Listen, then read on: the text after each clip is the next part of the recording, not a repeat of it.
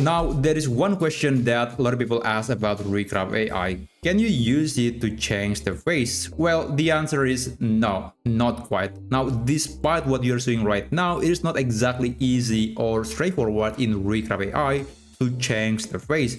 And I know that sounds surprising, but I have tried so many combinations and so many tools within this platform to try to change the face. But so far, it is very difficult, if not impossible, if you are planning to change, let's say, a picture or a face with your own face or your own selfie photo. It is very difficult to achieve cleanly. However, if you are planning to just change the face with a new AI face, then it is still on the table. So I guess that's going to be the topic of this video. I'll show you how you can change the face by creating a new AI face using Recraft AI, because apparently that's the only way we can do it right now. I hope we're going to see more native face replacement feature in Recraft AI, but right now it is only for changing the face but not replacing with a new face that you might have prepared. So anyway, let me give you a quick demonstration.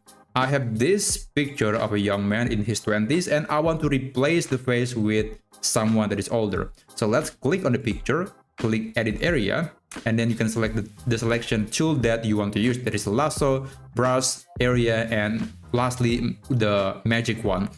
I think this one is going to be the best, but I'm using the free version, so I cannot use this tool, and therefore I'm gonna go with the regular brush mode.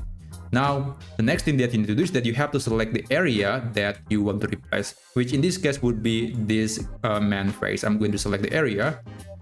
It doesn't have to be 100% clean, but just give it a rough estimate about the area that AI must modify.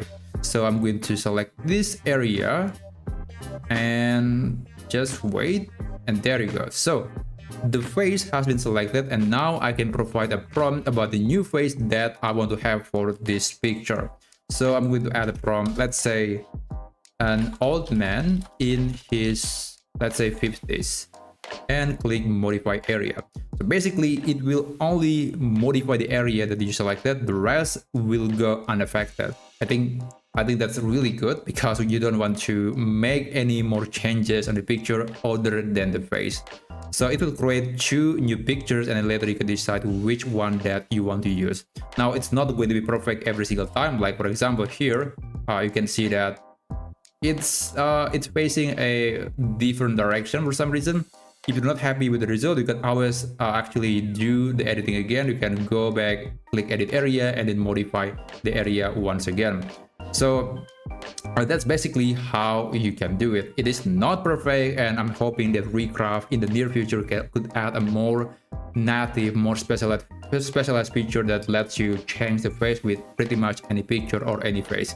But yeah, I guess that's basically it. That's the only feature that we have at the moment. It's not perfect, as you can see. So yeah, I hope, regardless of that, I hope this video is useful. And if that was the case, then feel free to subscribe to this channel, and I'll see you on my next video. Have a great day.